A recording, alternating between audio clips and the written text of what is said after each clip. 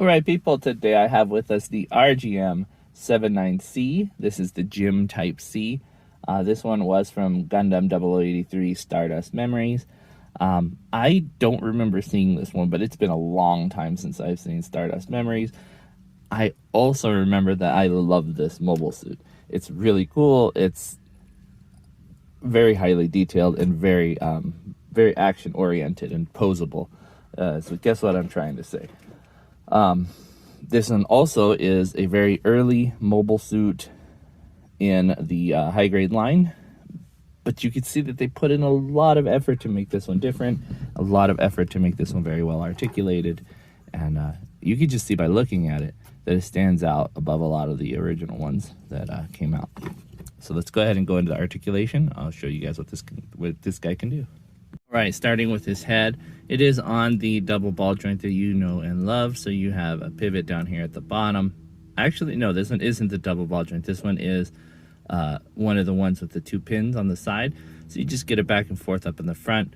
And then on the ball joint, you have, you know, all your ball joint needs. I lost that antenna and I wanted to make sure that was on here for the review. Sorry about that. The arms are interesting. They come out into pegs and go into polycaps inside the shoulder. This is pretty typical of older units, but it allows you to move the shoulder up and down like so, and the arm up and down like so, as far as the shoulders are permitting. You can come in quite a bit, and you do have a double jointed elbow, which is really cool, and of course a swivel at that point. Everything is very sturdily built.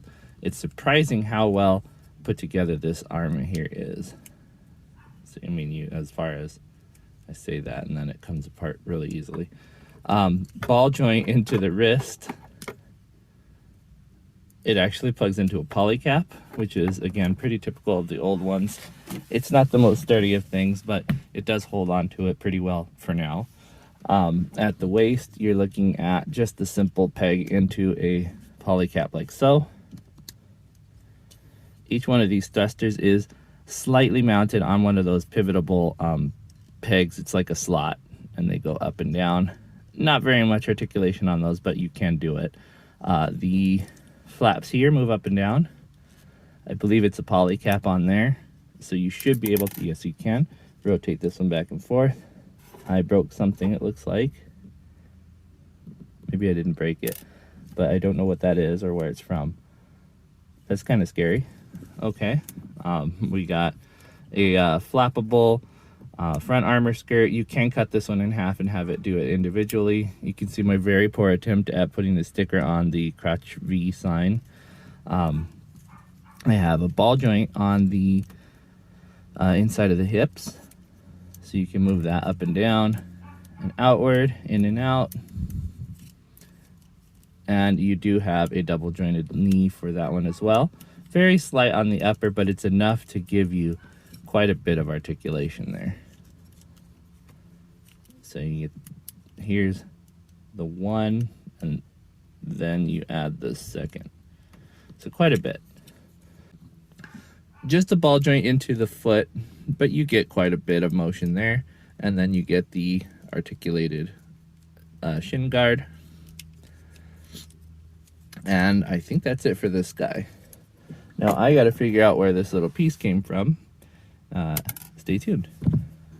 All right, and there are quite a bit of things that come with this one extra. You get, on top of that weapon, you get the bazooka.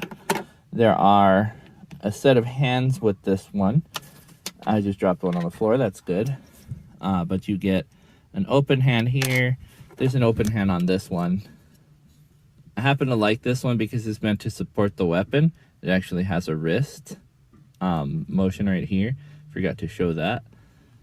You also get two pairs, or a pair of closed hands, like fists. So if you need to get in a fist fight with a Zaku, you could do that. The other one that fell is a gray version of the holding hand, so you can put another weapon in. And then, of course, for some reason, you get another weapon holding hand. And that one's designed to put into this one, just to keep that in place. You also get a holder for your action bases, because that's just how they do it in these ones. And then it's a shoulder joint here. I think you get 2 of these. I might have lost the other one. That piece that fell off actually plugs into the slot that holds that onto the action base. So that goes in here, and that'll plug into your action base. No butthole like the modern ones have. That's this piece here. It does fall out pretty easily, so watch out for that. Probably just leave it off. It doesn't count for that much. You also get a very nicely detailed sticker sheet. Of course, it is a sticker sheet, so they are pretty awful stickers. You get a blood splatter there. Very many numbers there if you want to mark your guy off as special. Yeah, it says EFSF stickers there. And then, let's see. You hold that one steady. It actually says, I don't know, it says something there. 1 second.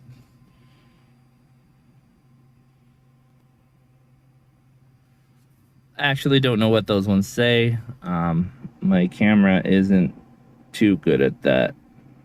And then I'm not holding steady. I think it says Tarrington base, so that would make sense, considering where these ones are based out of.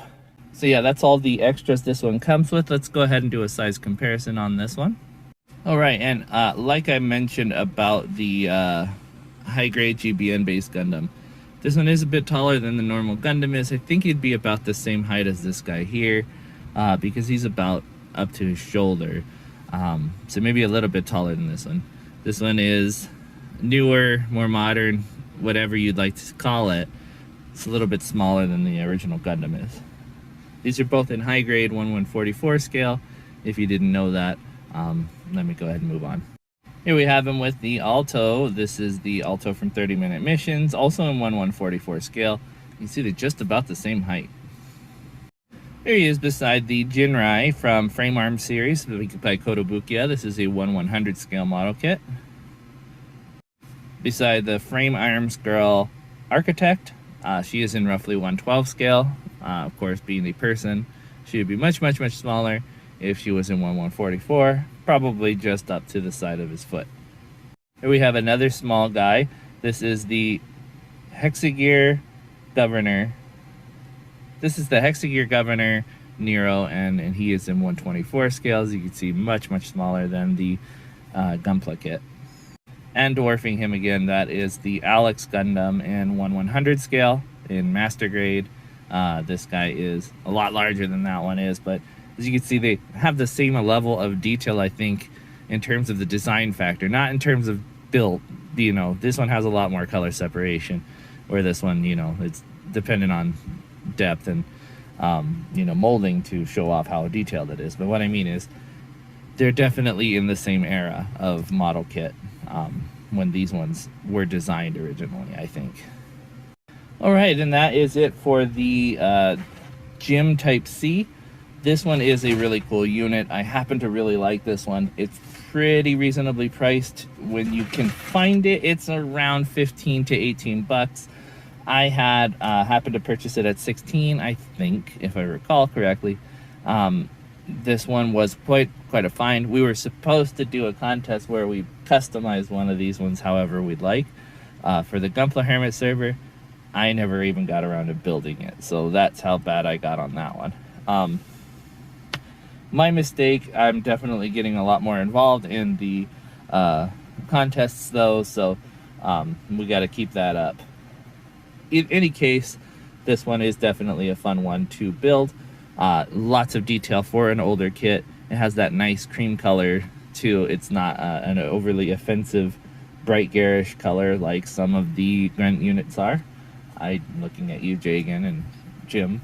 Those OG colors are awful. But this one is quite nice and it looks good on your shelf. It complements a lot of different Gunpla very well. It's complicated and detailed, but not overpoweringly so. So it's not going to try to take the center stage. It's still subtle enough to just sit there and be himself without trying to impress anyone, you know? That's what I'm trying to say there. That's a funny way to put it, but complicated without being overstated. I really like this guy though, in case you couldn't tell.